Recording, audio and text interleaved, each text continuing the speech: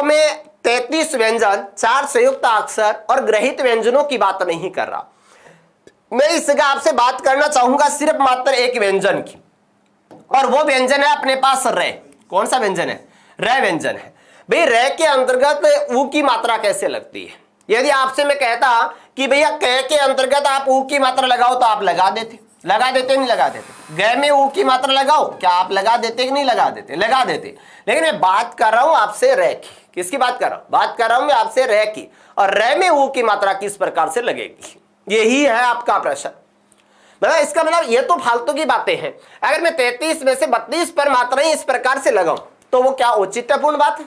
नहीं मित्रों, वो औचित्यपूर्ण बात नहीं है। इसका औचित्यपूर्ण बात क्या है? औचित्यपूर्ण बात यह है कि सर रे में ऊ की मात्रा छोटी और बड़ी का कैसे पता चलता है? मित्रों, आप सिर्फ मात्र गोठा घुमाते हो इसके बीच में, आप ये नहीं पहचानते कि इसमें छोटी कौन सी लगेगी, बड़ी कौन सी लगेगी।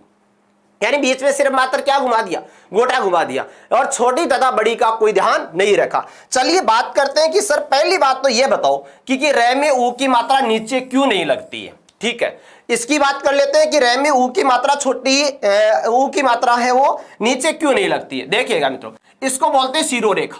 क्या? सिरोरेखा। सिरोरेखा मतलब सिर पर रेखा।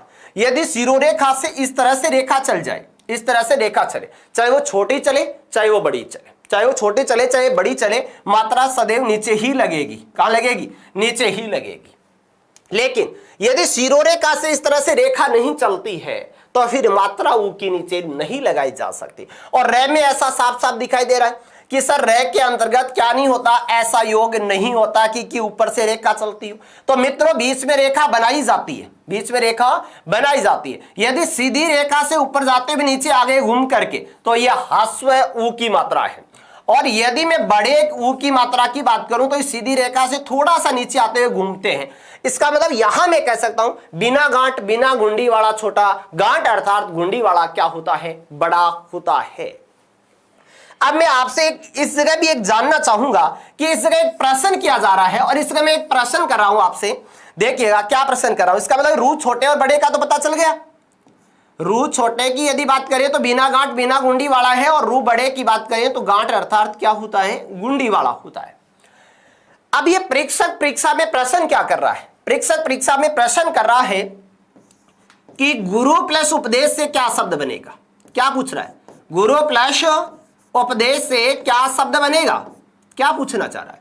ये कहना चाह रहा है कि भैया गुरु प्लस उपदेश से क्या शब्द बनेगा। दो विकल्प दे देगा। ये देखो, दो विकल्पों में समस्या रहती है भाई। गुरु प्लस उपदेश से क्या दे देगा? एक तो शब्द दे देगा तुम्हारे को क्या? गुरोपदेश, और एक शब्द दे देगा तुम्हारे को क्या?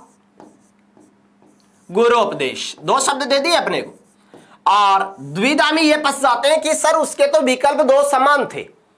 विकल्प क्या थे? दो समान थे। मुझे एक बात बताओ कि ये पूछने के पीछे कारण क्या है? इसका मतलब परीक्षक का आपको माइंड पढ़ना है कि वो कोई चीज पूछ रहा है तो वो क्यों पूछ रहा है, उसके पूछने के पीछे उद्देश्य क्या है। कोई ना कोई उद्देश्य तो नहीं तो होता है किसी की न किसी। यानी कोई भी अपने से प्रश्न पूछा गया है तो उसमें प्रश्न पूछते समय अगले ने अपनी साइकोलॉजी यानी अपनी मनोविज्ञान को किस प्रकार से काम में लिया है, किस प्रकार से काम लिया। गुरु प्लस उपदेश से यदि अपन बात करें शब्द की तो गुरु प्लस उपदेश से गुरुपदेश शब्द बना है। देखिएगा ऊ क्या है? इस जगह ह्रस्व है, और आगे भी ऊ क्या है? ह्रस्व है। ह्रस्व ऊ क्या हो जाएगा? दीर्घ ऊ हो जाएगा। क्या हो जाएगा? दीर्घ हो जाएगा। अब ये अपने से पूछना चाहता है कि क्या अपने को रू छोटा और रू बड़ा लिखना आता है या फिर नहीं आता है। रू छोटा और रू बड़ा अपने को लिखना आता है या फिर नहीं आता है, ये चीज ये पूछना चाहता है। तो मित्रों गांठ अर्थात गुंडी वाला, यानी जिसके अंतर्गत गांठ अर्थात गुंडी लग रही है वो सही है गुरुपदेश। क्या है? गुरुपदेश। इसका मतलब विकल्प नंबर 1 गलत है।